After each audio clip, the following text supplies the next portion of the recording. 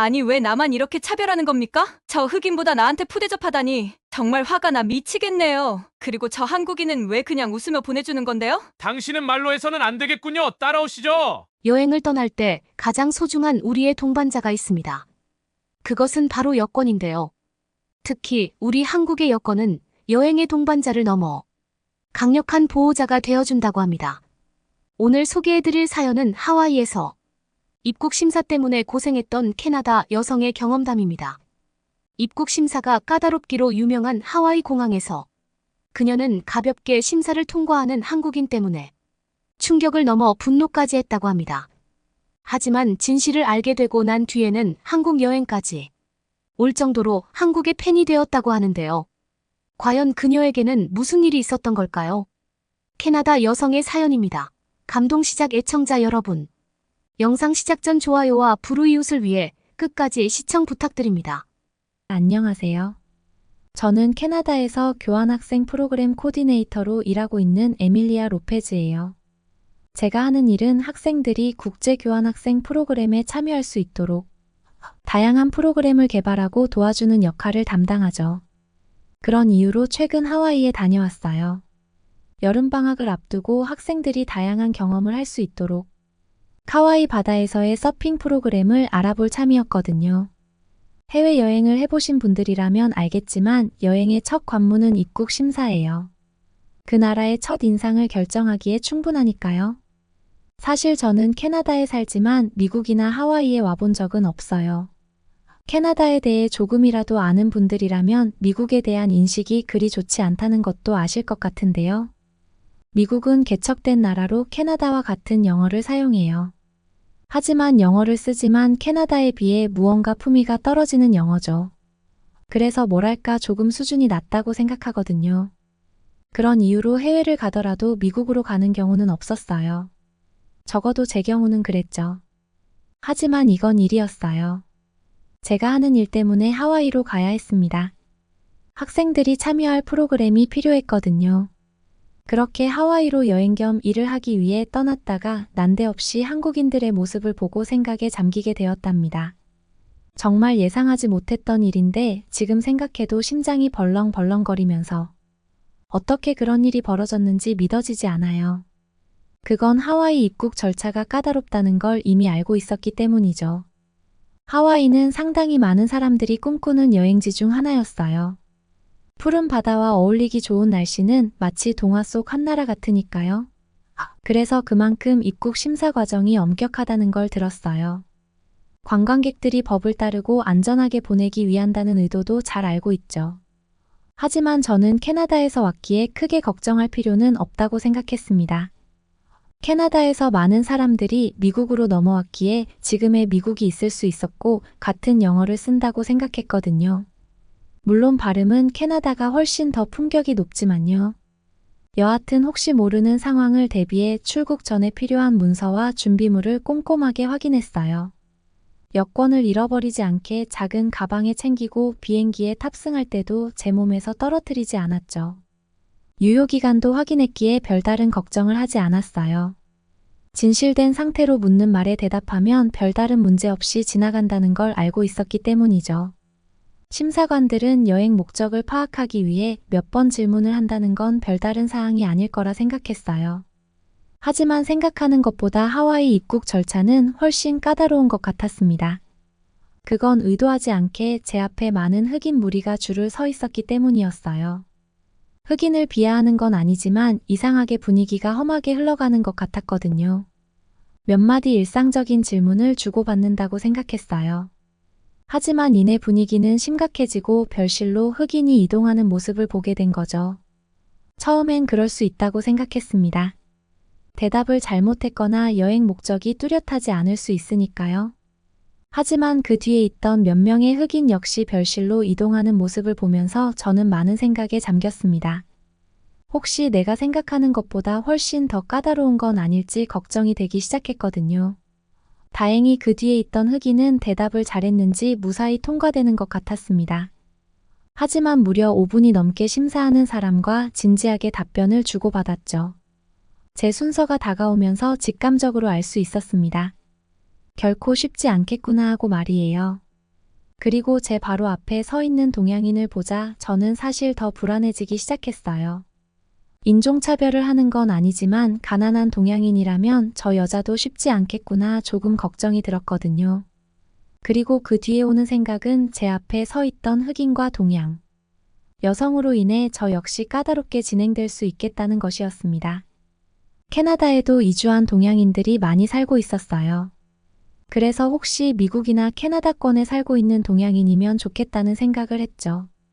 그렇다면 적어도 입국 절차가 까다롭지 않을 거고, 흑인들을 심사하느라 상당히 예민해진 직원들의 긴장감을 풀어줄 수 있을 것 같았거든요. 적어도 제 앞에서 나쁜 일들이 끝나고, 저는 제가 준비한 답변만 깔끔하게 마무리하고 입국 심사가 끝나길 바랐어요. 그런데 그 동양인 여자는 영어권에서 살고 있는 게 아닌 것 같았어요. 하는 말이 전혀 다른 언어였거든요. 순수 아시아인이라는 생각에 저는 절망스러움을 느끼게 되었습니다. 흑인도 상당히 까다롭고 오랜 시간이 걸렸는데 대체 저 아시아에는 얼마나 걸리려나 싶었던 거죠. 줄을 잘못 썼다는 생각도 들고 마음이 복잡했습니다. 그리고 실제로 그녀가 든 여권에는 한국이라는 영문이 선명하게 보였어요. 한국에서 왔다는 걸 알고 나선 그나마 안도의 한숨이 나오더군요. 아시아의 나라를 많이 아는 게 아니지만 한국과 일본 정도는 알고 있었거든요. 아주 가난한 나라가 아니라 다행이라는 생각이 들면서 그나마 안도의 한숨을 쉬게 된 것이었습니다. 하지만 그마저도 안타까운 마음이 들었어요. 한국에서 온 걸 알았지만 이 여성 역시 입국 심사가 그리 호락호락할 것 같지 않았거든요. 물론 흑인들에 비해 빨리 끝날 수 있을 것 같았어요. 요즘 한국이 캐나다는 물론 미국 내에서도 인기가 상당하다는 걸 많은 유튜브 방송을 통해 봐왔거든요. 그래도 이름도 모르는 아시아인으로 더 험한 꼴을 안 보는 게 그나마 다행이라고 생각했습니다. 제가 예상했던 최악의 상황은 피한 거죠. 제 순서가 오면 그래도 쉽고 빠르게 입국 심사를 마칠 수 있겠다는 기대감도 서서히 들기 시작했습니다.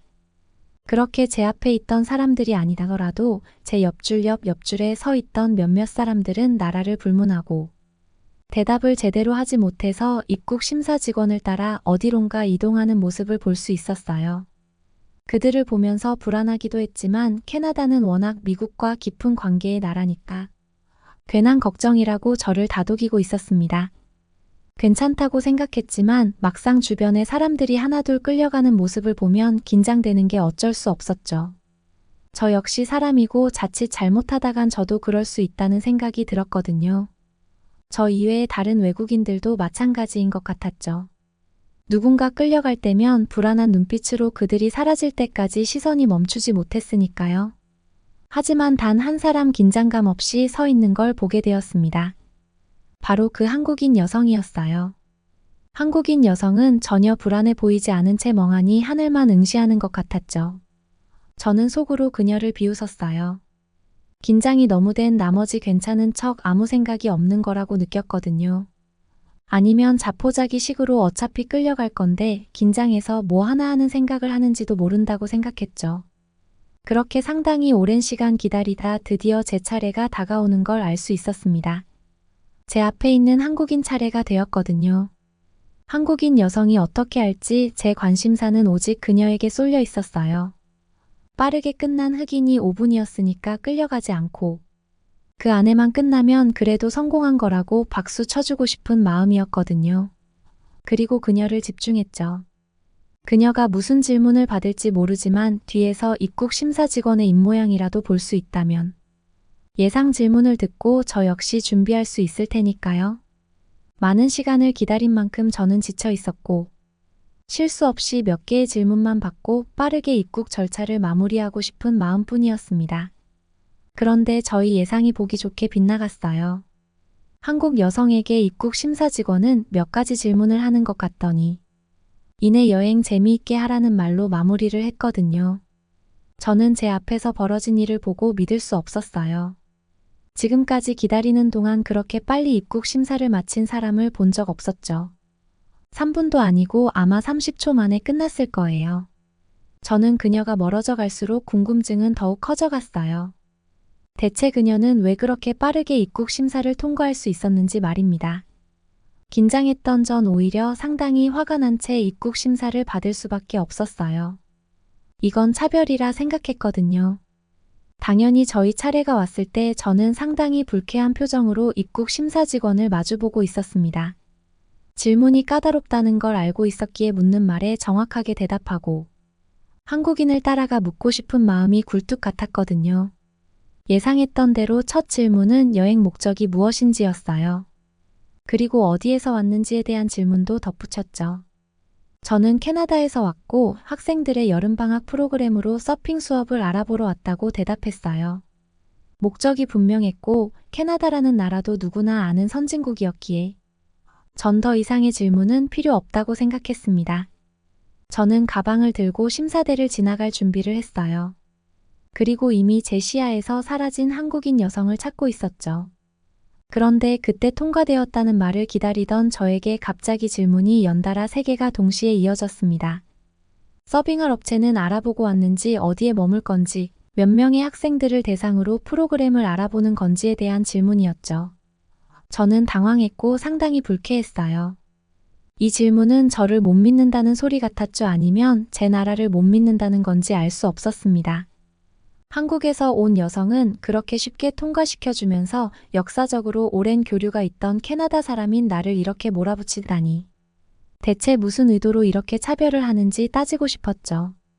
앞서 흑인과 한국인을 심사하며 힘들었던 건 충분히 이해하지만 미국과 우호적인 나라인 캐나다 국적의 나를 이렇게 몰아세울 수 있냐고 질문했습니다. 왜 한국인 여성처럼 몇 가지 질문만 하고 쉽게 보내주는 게 아니라 몰아붙이듯 따지고 드는 건지 알고 싶었으니까요. 그런 저의 질문을 예상하지 못한 듯 심사관은 갑자기 저를 지그시 바라보기 시작했습니다. 상당히 많은 말들을 머릿속으로 정리한다는 걸 느낄 수 있었죠. 저는 의기양양했어요. 상대방 기분대로 입국 심사를 했던 걸 제가 따지고 등이 찔리는 심사원이 분명 아무 말도 하지 못하고 있다고 생각했죠. 오히려 제가 이를 크게 벌리면 심사원에게 불이익이 당할 수 있다는 생각까지 했어요. 그래서 심사원이 저에게 그럴듯한 말로 저를 진정시키려고 하는구나 생각하며 속으로 비웃음을 쳤습니다. 그럼 그렇지 대영 제국에 이렇게 까다롭게 심사를 하고 그냥 지나칠 줄 알았냐고 대놓고 비웃고 싶었지만 참았어요. 심사원이 어떤 말로 저에게 핑계를 댈지 궁금했기 때문이죠. 심사원은 저에게 별실로 따라오라는 말을 전했습니다. 저는 그러면 그렇지라고 속으로 생각했어요. 보는 눈이 많아서 따지고 드는 저에게 사과를 하거나 이유를 설명하는 건 자기네들이 불리하다고 생각하는 게 뻔했기 때문이죠. 그렇게 별실로 들어갔을 때 저는 알았습니다. 제가 생각했던 상황과 전혀 다른 상황이 펼쳐지고 있다는 것 말이에요. 저는 별실에 끌려가 더 상세한 질문에 대답해야 했습니다. 제가 왜 한국인과 다르게 이러냐고 물었던 답변은 들을 수 없었죠. 오히려 하와이에서 숙소는 어디로 예약했는지부터 더 집요한 질문을 받았습니다. 숙소의 주소와 예약 기간까지 대답해야 했죠. 심지어 숙소를 선택할 때 어떤 요소를 고려했는지도 묻더라고요. 그리고 만약 알아보고자 한 서핑 수업이 제대로 성사되지 않았을 경우 차선책으로 알아둔 곳이 있냐는 질문도 받았습니다. 저는 제가 전혀 예상하지 못한 질문들을 받으며 머릿속이 새하얗게 변하는 걸 느껴야 했죠. 까다롭다고 들었지만 이렇게 생각할 틈도 없이 계속 압박하며 질문을 쏟아낼 줄 몰랐으니까요. 결국 전체 SNS로 제가 하는 일을 증명해야 했어요. 그리고 휴대폰 속 모든 사진을 심사관에게 보여주며 제가 정말 업무를 위해 이곳을 방문했고 업무를 본 이후 여행을 잠깐 즐기다 다시 캐나다로 돌아간다는 걸 확인시켜줘야 했습니다. 그렇게 힘든 과정이 끝나고 드디어 저는 하와이 땅을 밟을 수 있었어요.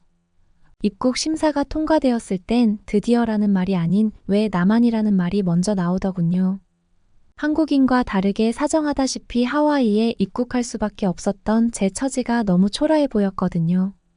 왜 내가 해외여행에서 내 돈을 써가며 이 고생을 해야 하는지, 이 차별을 받으며 여행해야 하는지 이해되지 않았어요. 솔직히 속으로 화도 났고요. 하지만 나중에 알았어요. 하와이의 한국인들은 입국 심사를 받지 않고 빠르게 입국할 수 있다는 것 말입니다. 미국이 신뢰하는 건 캐나다보다 한국이었어요. 한국의 신뢰도가 상당히 높은 만큼 당연히 한국인들의 미국 출입도 캐나다인들보다 수월했던 거죠. 하와이 일정을 진행하면서 머릿속에 드는 생각은 하나였어요. 한국 여행을 가보고 싶다는 것 말입니다. 한국이 대체 어떤 나라이길래 오랫동안 역사적으로 관계가 깊은 캐나다보다 더 신뢰를 할까 궁금했죠. 하와이 여행을 다녀온 뒤 3개월이 지나 한국 땅에 발을 디딜 수 있었습니다. 그리고 왜 한국인들이 하와이 공항에서 쉽게 통과되었는지 알 수 있었어요. 아시아의 나라라고 알고 있어서 발전은 당연히 뒤처졌을 거라고 생각했는데요. 아니었습니다. 오히려 캐나다보다 더욱 발전된 도시 느낌을 느낄 수 있었어요. 영화에서 뉴욕 거리를 보면 하늘로 치솟은 빌딩 숲 장면들이 많이 나오는데요. 한국의 서울 한복판도 그에 부럽지 않은 경관을 지니고 있었죠. 그러면서도 캐나다처럼 역사가 깊은 오래된 건물들도 자리 잡고 있었어요. 서울 한복판에 자리 잡은 경복궁을 고집스럽게 보존하면서도 현대적인 감각으로의 발전을 놓치지 않았죠. 그러면서 신기했던 건 발전된 나라의 사람들답지 않게 순수하고 착한 인상을 주는 한국인들이었어요. 대중교통을 이용하거나 식당을 가고 모르는 길을 물을 때에도 알 수 있었죠. 그들은 친절했고 예의를 차릴 줄 알았으며 외국인인 저를 배려해줬어요.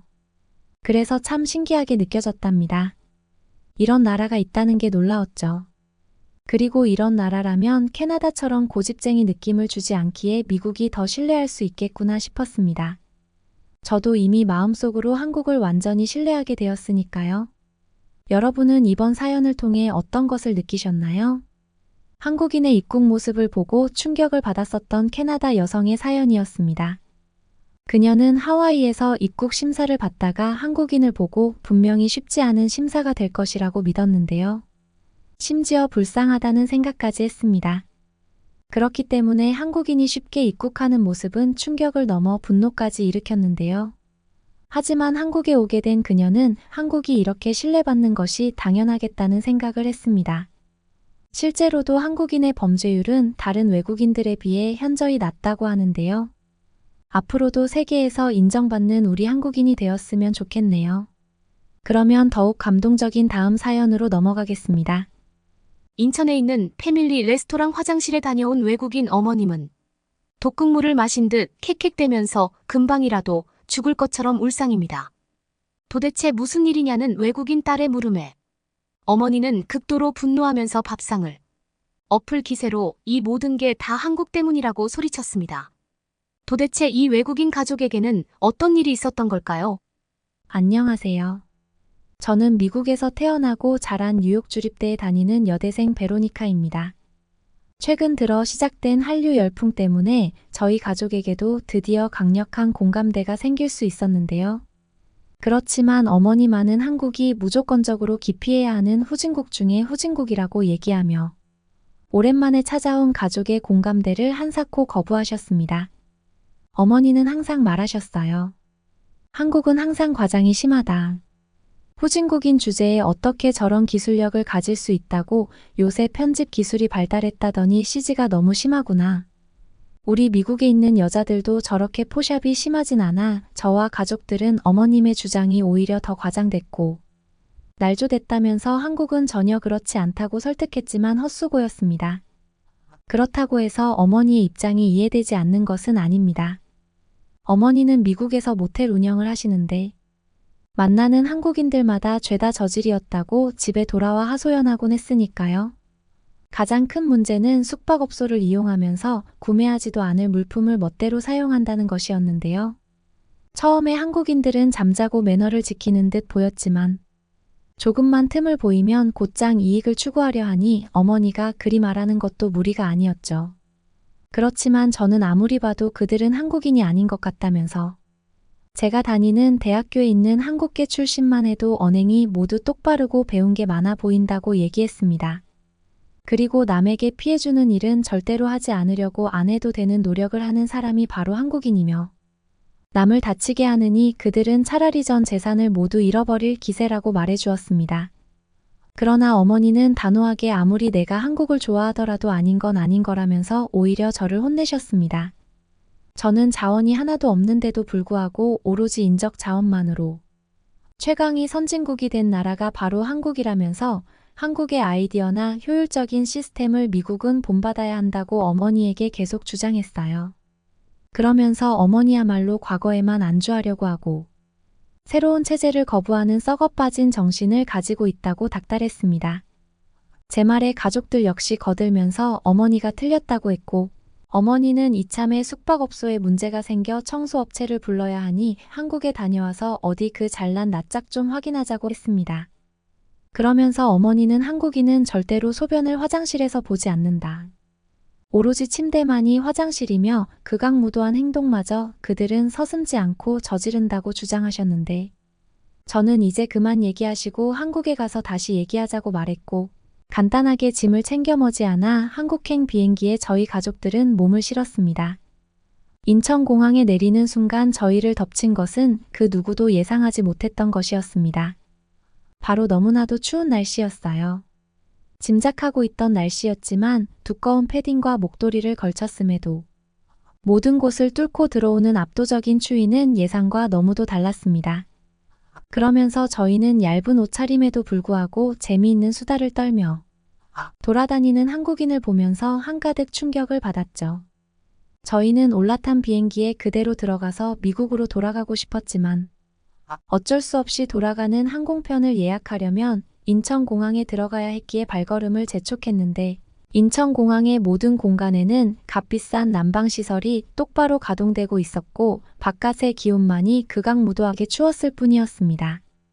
어머니는 바깥의 날씨와 이곳이 왜 이렇게 다르냐면서 넓은 공간에 난방이 지속적으로 가동되는 것이 정녕 현실인지 이해할 수 없다며 당면한 정면을 본격적으로 부정하기 시작했고, 저는 놀란 어머니와 마찬가지로 할 말을 잃었지만 침착하게 한국이라는 나라는 부자의 나라이기 때문에 이런 것이 당연하다고 강조하며 배고프다고 얘기하시는 어머니를 위해 가까운 패밀리 레스토랑으로 가족들을 이끌었습니다.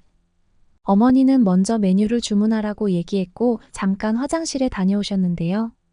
그런데 어머니가 갑자기 기침을 하시다가 테이블에 엎드린 채 독극물을 먹은 듯 확 엎드려버리는 게 아니겠습니까?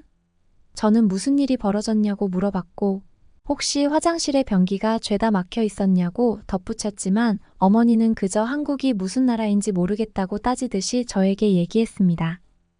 마치 외계 행성에 온 기분이라고 하시면서 말이죠.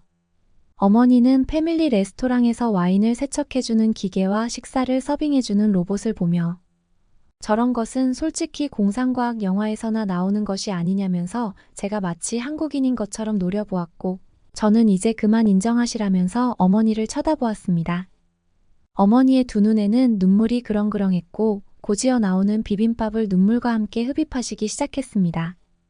배부르고 풍요로운 식사를 마치고 다음 행선지로 가기 위해 올라탄 지하철에서 어머니는 그만 밑으로 고꾸라지면서 지하철에 끼어 큰 부상을 당할 뻔했는데요. 아무리 둘러봐도 주위에 쓰레기가 하나도 없어서 흠잡을 수 없으니 심히 당황했던 것이었습니다. 마치 건강하게 살려면 일정량의 박테리아가 필요하다고 주장하는 건강의 이론처럼 너무도 깔끔하다 보니 어머니는 죽을 뻔했던 것이죠. 그러나 어머니가 밑으로 넘어지셨다고 해도 스크린 도어가 존재했기에 사망의 가능성은 제로였습니다. 어머니는 깨끗하게 반짝거리는 스크린 도어를 보면서 이것은 확실히 미국의 기술력보다 낫다고 하셨고 지하철 속에서 에어팟을 귀에 꽂고 뉴스를 시청하는 한국 어르신을 보며 어머니는 혀를 내두르며 어떻게 저런 노인들도 기술에 대해 완벽히 적응하고 있느냐고 제 멱살을 쥐고 침을 토해냈습니다. 확실히 어머니는 최신 기술을 전혀 사용할 수 없었고 휴대폰을 제대로 다룰 줄 몰라 통화만 하셨던 것입니다. 저는 어머니에게 그러니까 저러한 한국인들이 어째서 우리 숙소에서 진상을 부리겠냐며 오히려 따지듯이 물었고 어머니는 제 멱살을 쥔 손을 천천히 내리더니 그 말이 맞는 것 같다면서 우리 숙소에 방문했던 동양인은 절대로 한국인이 아니겠다고 드디어 인정하셨습니다. 저는 만에 하나의 경우에 대비해서 그냥 동양인들이 찾아오면 그때마다 한 번씩 국가부터 물어보라고 했지만 어머니는 굳이 물어보지 않아도 한국인들은 모두 키가 크고 매너도 충실하기에 우리 숙소에 방문하는 조그마한 동양인은 절대로 한국인이 될 수 없다면서 중얼대시고는 절대로 저에게 직접적으로 얘기하지 않았습니다. 강추위에 뒤덮인 바깥과 달리 지하철은 너무나도 따뜻했고 밖으로 나왔을 때에는 어느새 세상이 하얗게 돌변해 있었습니다. 눈앞에 펼쳐진 고층 빌딩과 아파트는 저희의 미국이 굉장히 후진국이라고 주장하는 것처럼 마치 집단 린치를 하듯이 저희 주변에 즐비해 있었고 강대국이 가진 대도시의 면모라고 해도 부족하지 않은 경관이었습니다. 그러고 보면 이곳은 변두리 지역인데 이 정도의 경관은 눈을 씻고 찾아봐도 미국에서는 변두리가 아니라 쳐도 볼 수 없는 게 태반인데 미국의 변두리와 달리 이곳 한국은 텐트를 치고 자거나 비닐하우스에서 노숙하는 생활조차 볼 수 없어. 선진국의 외곽 지역은 모두 이런 모습이겠거니 하는 고정관념이 생기는 대목이었습니다. 저희 가족은 계획대로 렌트카를 빌려 인천으로 향했는데요.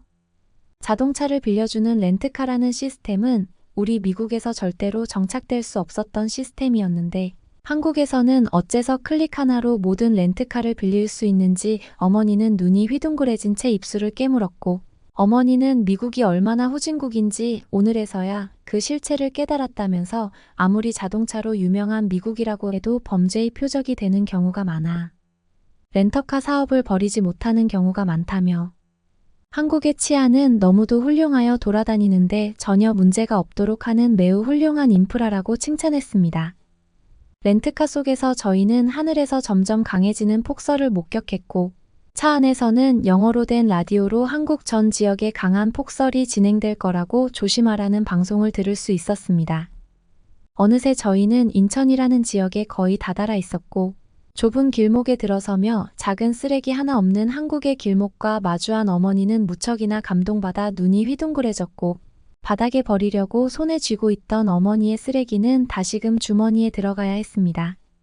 저는 어머니에게 혹시 길바닥에 쓰레기를 버리려 했냐고 물어보았고 어머니는 절대 그런 일은 없었다고 다그치듯이 저에게 말했습니다. 그 뒤로 어머니는 1시간 동안 한마디도 안 하고 주변을 둘러보며 멀뚱히 무언가를 생각하는데 전념하기 시작하셨고 아버지는 어머니에게 그러지 말고 뭐라도 말 좀 하라고 부추기셨는데 어머니는 그제서야 한숨을 푹 내쉬더니 사실 아까 전에 패밀리 레스토랑에서 먹었던 한국의 음식을 떠올리고 있었다며 비빔밥은 말도 안 되게 최고였다고 프랑스의 에펠탑보다 놀랍고 독일의 벤츠보다 풍요로운 음식이었다고 하면서 극찬을 아끼지 않았습니다. 그리고 실은 유튜브로 보던 것보다 한국은 훨씬 더 선진적이고 사람들은 교양이 매우 넘친다며 실은 미국으로 돌아가기 싫다고 어머니는 울부짖으셨는데요. 그러면서 어머니는 인천에 오는 동안 볼 수 있었던 버스 정류장에서 한국인들이 줄을 서고 내리는 질서정연한 모습을 보며 어떻게 미국은 저런 시민의식을 창출할 수 없는지 모르겠다는 생각과 함께 눈물을 삼켰었다고 고백하셨습니다. 그도 그럴 것이 미국에서는 새치기가 기본이고 질서정연하게 서 있으면 오히려 상대가 얕잡아 보면서 주머니에 있는 지갑을 꺼내라고 하는 게 일상이기 때문이었습니다. 그러니 한국의 그러한 모습을 미국인이 보면 누구라도 까무러치지 않고 배길 수 없는 것이죠. 너무나 발달된 선진 문물은 마술과 같다는 말이 있지 않습니까?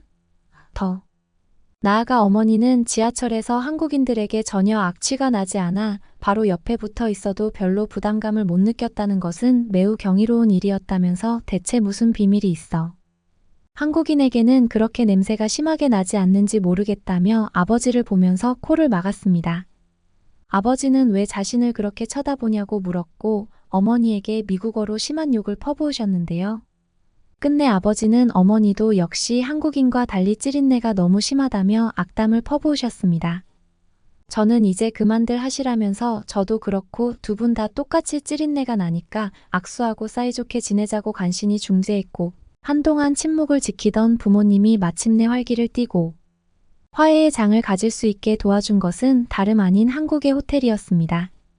호텔 속의 한국인들은 모두 모델 같은 몸매의 화장과 패션도 말도 안 되게 자연스러우면서 끔찍하게 세련되어 보였는데 저희 미국에서는 그런 화려함과 내추럴스러움을 절대 재현할 수 없는지라. 오랫동안 미국에서 거주한 부모님이 화들짝 놀라며 분위기를 반전시키게 된 것은 당연한 일이었습니다. 어머니께서는 우리 숙소에 방문했던 동양인들은 확실히 한국인이 아니겠다고 말하며 그 녀석들은 죄다 화장을 덕지덕지해서 흰색 막을 얼굴에 씌웠는지 안 씌웠는지 알아차릴 수 없는 분위기였다고 덧붙이며 해맑게 웃으셨습니다. 저희는 숙소에 들어오는 동양인이 도대체 어떤 나라 사람인지 궁금해서 한국에 방문했기에 거기에 대한 증명 과정이 끝나는 순간에 미국으로 돌아가려고 했지만 어머니의 간곡한 요청 때문에 원래 예정된 시간보다 미국은 2주 뒤에야 올 수 있었고 아버지는 종종 한국의 예쁜 여자를 만났어야 했는데 같은 우스갯소리를 해대면서 가정의 불화를 조장하는 것이 요즘 추세이고 어머니는 처음에는 거기에 대고 불같이 화를 냈지만 이제는 꽤 체념한 분위기인데요. 어머니도 눈이 달려 있어서 미국과 한국의 여성 중에 누가 더 나은지 알고 있기 때문인 것 같았습니다. 그러면 더욱 재미있는 다음 사연으로 넘어가겠습니다. 인천공항의 까마득한 상공 한국으로 향하는 비행기에서 말도 안 되는 진동을 느끼는 외국인 가족들. 한국의 비행기는 이제 더 이상 중심을 잡지 못하는 채로 활주로를 벗어나 어딘가에 처박히기 직전인데요. 가족들은 모두 얼싸안고 한국에 괜히 왔다는 말을 입을 모아 중얼거리며 서로 사랑한다고 얘기합니다. 과연 이 외국인 가족은 어떻게 되었을까요? 안녕하세요.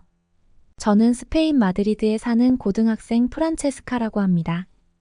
저는 축구를 좋아하는 남학생들과 달리 열심히 공부에 치중하던 와중에 엄마가 강조하는 제2외국어의 중요성을 깨닫고 한국에 있는 고등학교로 최근에 유학하기로 했는데요.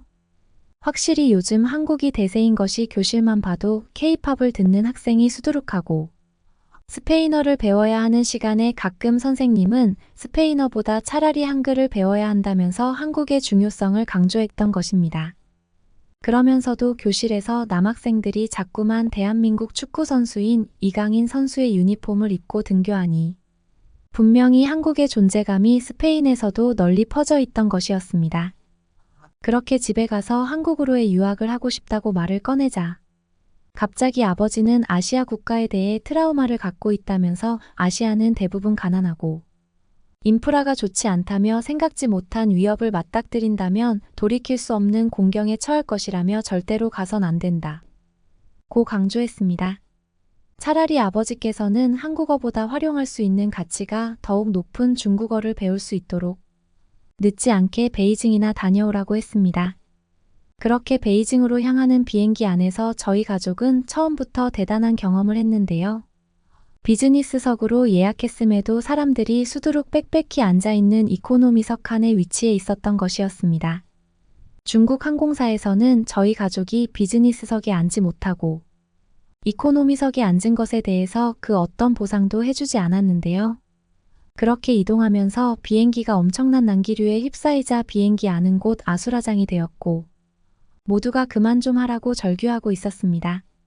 중국에 도착했을 때에는 다친 사람이 아무도 없긴 했지만 항공기 내는 정말 아수라장이 따로 없었고 중국의 항공사에서는 어쩔 수 없다면서 이코노미석에 배치된 것에 대해서도 보상해주지 않았으니 이렇게 난장판이 된 것에 대해서도 보상을 해주지 않아야 형평성에 어긋나지 않는다는 이상한 논리를 펼쳤고 중국의 비행기에서는 오늘 같은 일이 일상적으로 발생한다며 모든 중국인에게 보상을 해준다면 중국은 거지꼴이 된다고 덧붙였습니다. 저는 어처구니가 없어 할 말을 잃었고 저희 가족은 그렇게 중국에서의 끔찍한 나날을 보내게 되었는데요. 말도 안 되게 중국에서는 유튜브도 할 수 없었고 유튜브를 못하게 한 중국을 비난할 수도 없었습니다.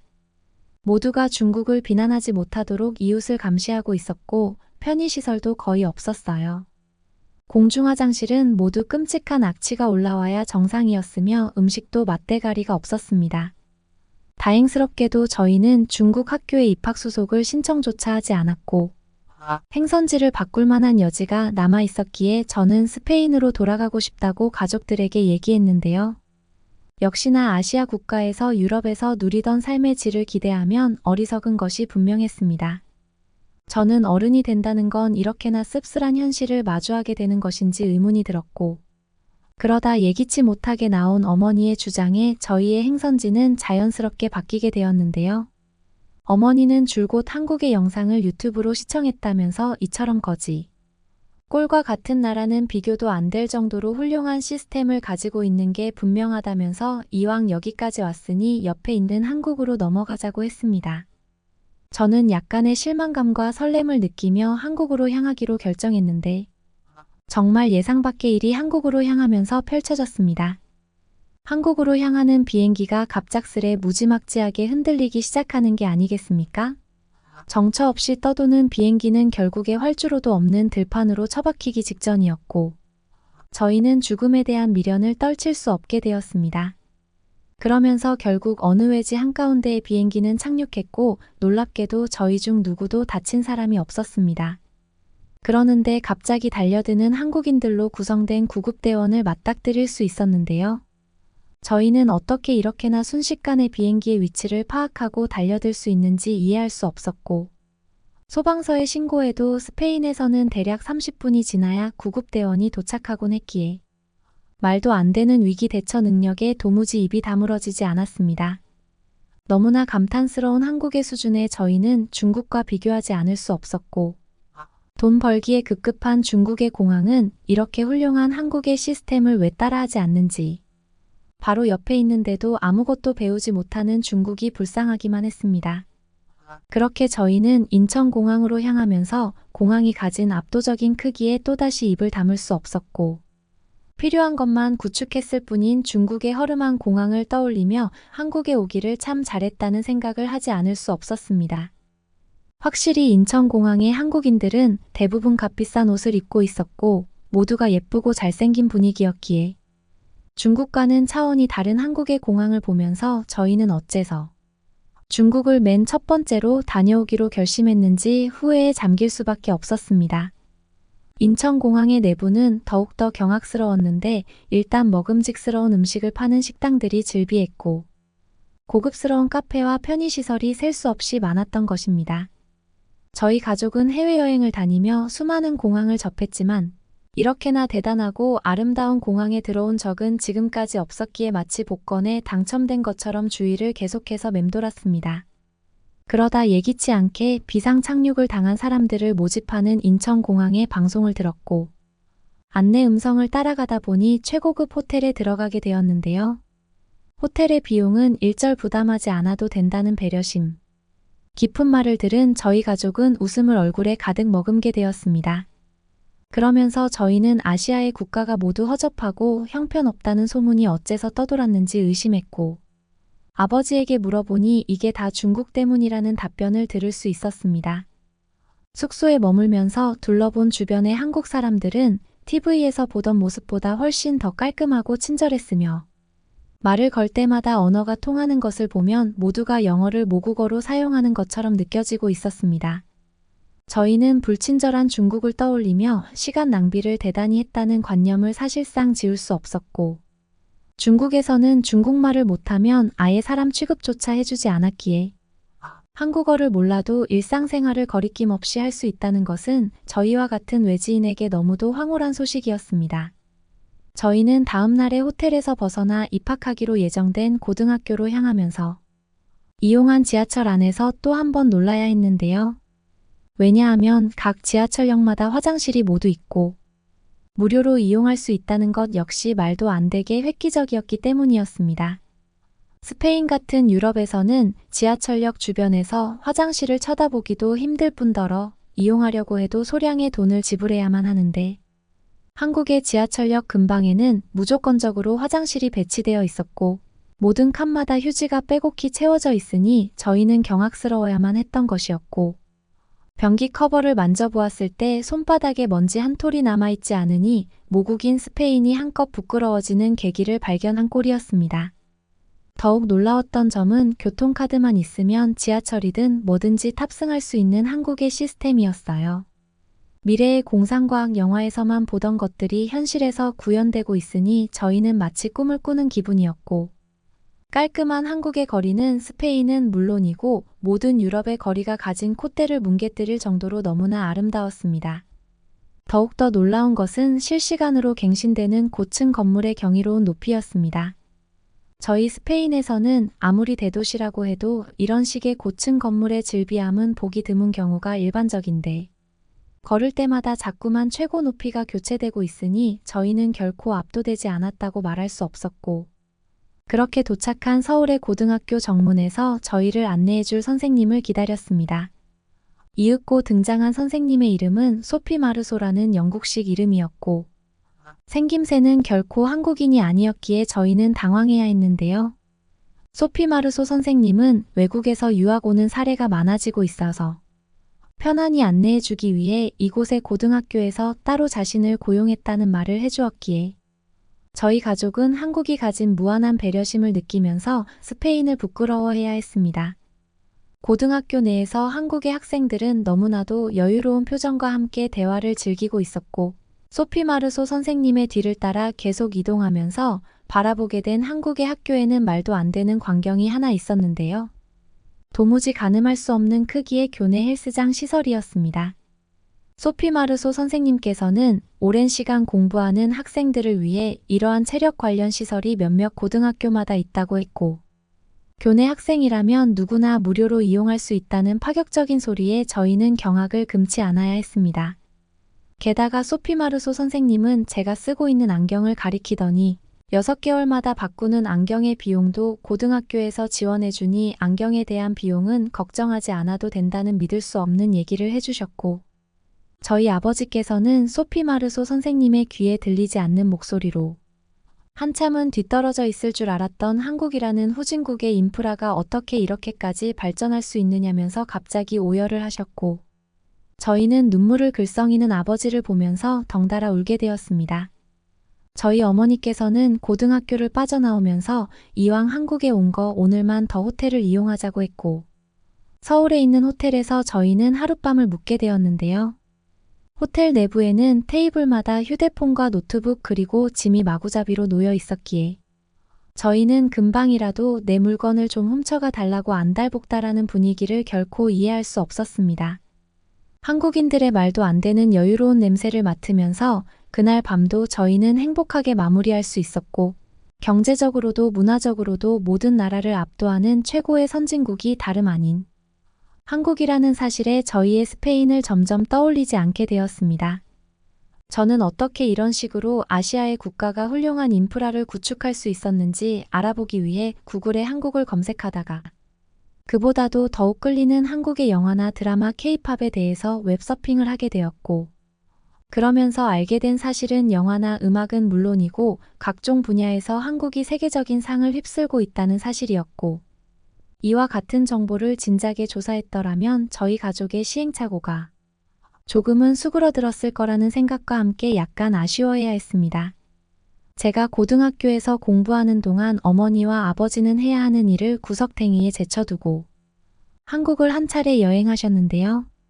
어디를 가도 안전하고 안내가 잘 되어 있는 한국 덕분에 너무나 황홀하다는 메시지를 종종 휴대폰으로 저희 부모님으로부터 저는 받을 수 있었고, 어디를 가도 와이파이가 터져서 교통 상황에 대한 체크도 전혀 문제가 없다고 덧붙여 주셨기에 저는 TV에서 보도되는 것보다 훨씬 낙후되고 보여지는 것에만 충실한 중국을 떠올리며 내부적으로도 꽉 차 있는 한국에서 계속 생활하고 싶다는 마음을 굳히게 되었답니다. 제가 생활하는 고등학교에서 가장 놀라웠던 것은 모든 일과가 끝나고 외국인을 위해 특별히 한국어를 가르쳐주는 시간이었는데, 그러한 한국의 배려심 깊은 태도 덕에 저는 한국에서 반년도 채 생활하지 않았건만 이미 이곳에서 나고 자란 것처럼 거의 적응을 끝마칠 수 있었고, 특별한 계획이 없다면 비자를 계속 발급받으면서 한국에서 지낼 것 같습니다. 가끔 페이스북으로 고향의 친구들에게도 한국의 놀라운 점을 전파해주면서 언제든지 한국에 놀러 온다면 고귀한 대우를 해주겠다고 광고하고 다니는 것이 요즘 제 취미입니다. 여러분은 어떻게 보셨나요? 응원과 격려의 한마디씩을 댓글로 남겨주시기 바랍니다. 사연자분들에게 전달해드리겠습니다. 실제 사연 제보를 받고 있습니다. 채택되신 분께는 작은 선물도 보내드리고 있습니다. 저희의 사연이 여러분의 하루에 작은 힘이 될 수 있었으면 좋겠습니다. 감동적인 사연을 주변 분들과 이야기 나눠보세요. 더욱더 좋은 영상으로 다시 찾아뵙겠습니다.